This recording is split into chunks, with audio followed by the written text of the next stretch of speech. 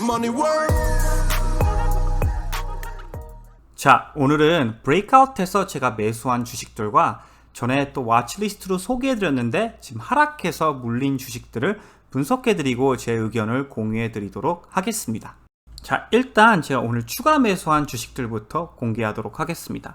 첫 번째 주식은 AMD인데요. 보시다시피 AMD는 한 번, 두 번, 세 번, 네 번, 다섯 번이나 그 지지선 레벨에서 반등을 했고요.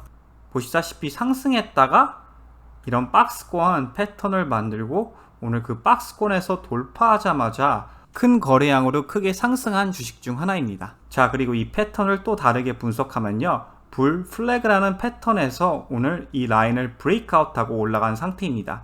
그래서 가격이 83불쯤 이 라인을 뚫고 올라갈 때 저는 매수를 하였습니다. 자, 불 플래그에 잘 풀린 케이스를 예로 보시면요.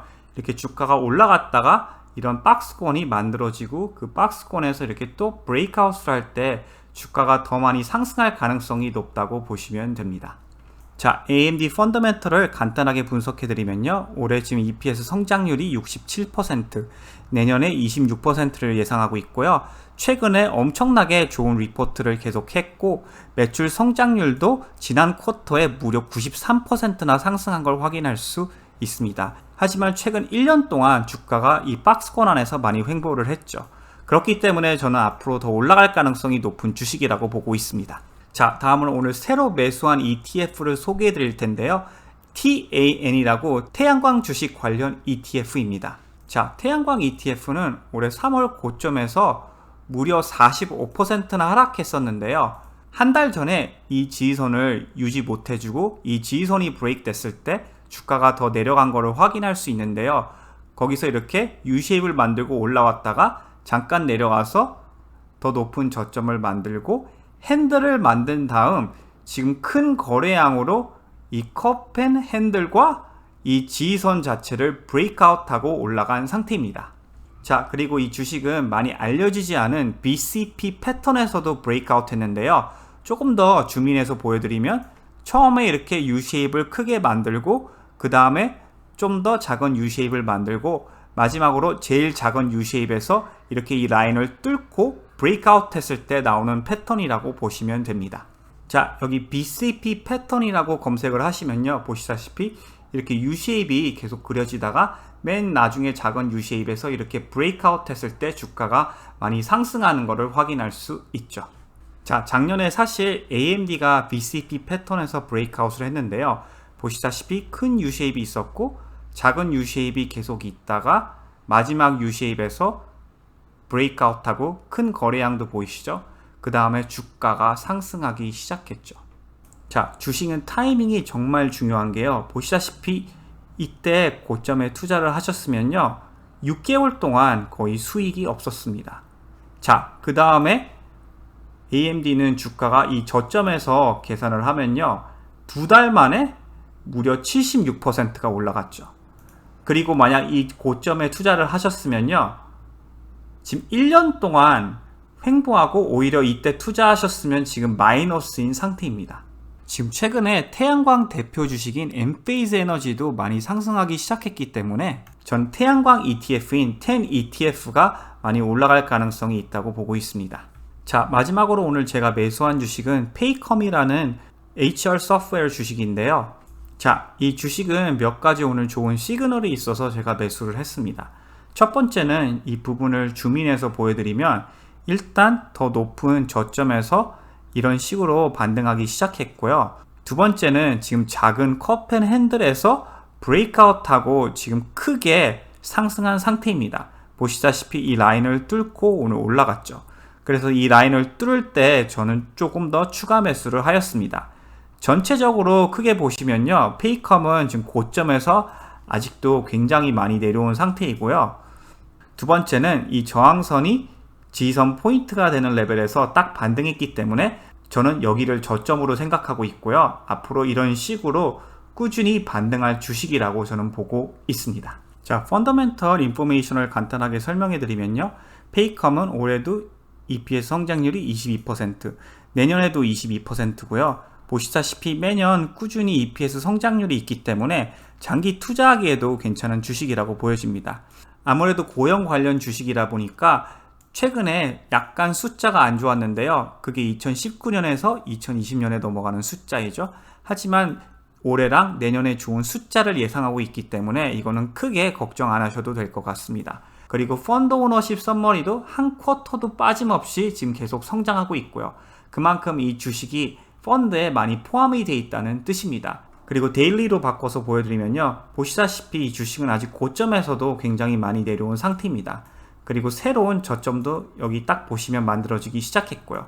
그래서 이 성장률만 유지해 준다면 저는 다시 천천히 올라가서 적어도 이 전 고점 레벨을 테스트할 걸로 보여집니다. 자, 다음은 매수한 주식인데 최근에 잘 안 풀린 케이스의 주식들을 몇 개 보여드리도록 하겠습니다. 자, 첫 번째 주식은 MasterCraft Holdings, 티커 심볼은 MCFT인데요.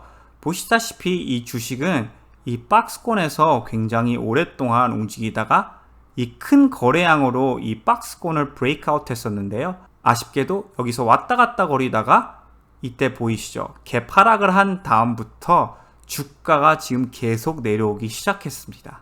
자, 그래서 이때 지금 근처에 매수를 하셨으면요. 한 20% 정도 내려온 상태인데요. 아쉽게도 이 최근에 있었던 박스권에서도 지금 브레이크아웃하고 조금 더 내려온 상태이기 때문에 조금 더 하락할 가능성도 저는 있다고 보고 있습니다. 자, 저는 이런 경우에 두 가지의 최선의 초이스가 있다고 보는데요. 첫 번째는 이렇게 갭 하락을 하고 안 좋은 캔들스틱이 보일 때 아쉽게도 손절하는 거입니다. 두 번째는 기다렸다가 이런 저점 포인트에 조금씩 추가 매수를 하면서 장기간으로 홀드하는 방법이죠. 자, 예를 들면 최근에 엔페이즈 주식도요. 보시다시피 이 장기간 지지선 레벨이 이때 무너졌죠. 그때 주가가 더 하락했었는데요. 보시다시피 이 U-쉐입을 만들고 이럴 때 추가 매수를 하였으면요. 지금 반등해서 그 저점에서 많이 올라온 상태입니다. 보시다시피 이 저점에서는 지금 44%나 올라왔고요. 이 지지선 레벨에서도 지금 20% 이상 상승한 상태이죠. 자, 마스터크래프트 홀딩스 이제 주식을 분석해 드리면요. 보시다시피 최근 한 쿼터 리포트가 엄청나게 좋았고요.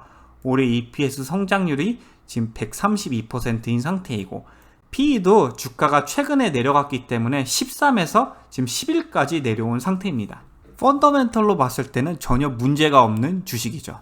자, 그래서 이 주식도 이 레벨을 좀 더 내려갈 수 있지만 이렇게 U-쉐입을 만들고 다시 상승할 가능성이 있기 때문에 지금 레벨에서는 저는 홀드를 할 것 같습니다. 그리고 다시 반등하기 시작을 할 때 조금 더 추가 매수할 생각이 있는 주식입니다. 자, 두 번째 주식은 투파웨어인데요. 이 주식도 아쉽게도 최근에 이 박스권에서 계속 움직이다가 이 박스권이 브레이크 됐을 때 주가가 더 내려가기 시작한 걸 확인할 수 있죠. 이 주식도 지금 마스터크래프트 홀딩스랑 비슷한 상태입니다. 이렇게 크게 안 좋은 빨간 캔들이 보였을 때 손절하는 것도 방법 중 하나였고요. 지금은 손절하기는 조금 늦은 것 같고요. 지금 두 번째 지지선 레벨에서 오늘 그래도 어느 정도 반등한 상태입니다. 그래서 다시 말씀드리지만 이렇게 U-쉐입을 그리던지 아니면 이렇게 내려가는 저항선 보이시죠? 이 저항선 레벨을 뚫고 올라올 때 그리고 거래량도 커지면서 상승할 때 그때 추가 매수하는 게 조금 더 안전하다고 생각이 됩니다. 자, 펀더멘털 인포메이션을 간단하게 설명해 드리면요. 보시다시피 올해 EPS 성장률이 37%가 있고요. 최근 리포트 보이시죠?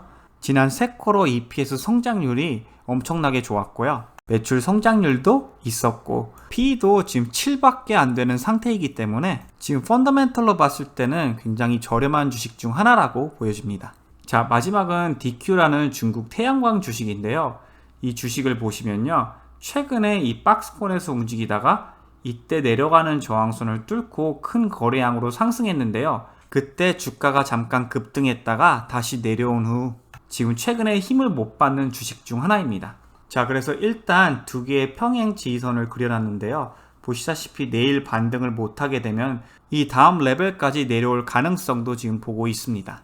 자, 그래서 지금 상황으로는요. DQ는 크게 설명해 드릴 건 없고요. 다음 레벨에서 이렇게 반등하기 시작할 때 조금씩 추가 매수하는 거는 저는 괜찮다고 보고 있습니다. 자, DQ 에너지는 올해 EPS 성장률이 300%인데요. PE가 지금 25밖에 안 되는 상태입니다. 주식시장에 이런 주식이 3개도 안 된다고 보시면 됩니다. 거기다가 최근 성장률을 보세요. EPS 성장률이 평균 200%가 넘고요. 그리고 매출 성장률도 지금 평균 70%가 넘는 상태입니다. 지금 중국 주식이라는 리스크가 있긴 하지만 바이든의 수혜주인 태양광 주식이고 거기다가 저렴하면서 최고의 성장률도 가지고 있는 주식이기 때문에 이런 주식이 포트폴리오의 작은 부분을 차지하는 것은 저는 괜찮다고 보여집니다. 자, 오늘의 분석은 여기까지 하도록 하겠습니다. 오늘도 시청해 주셔서 대단히 감사드립니다.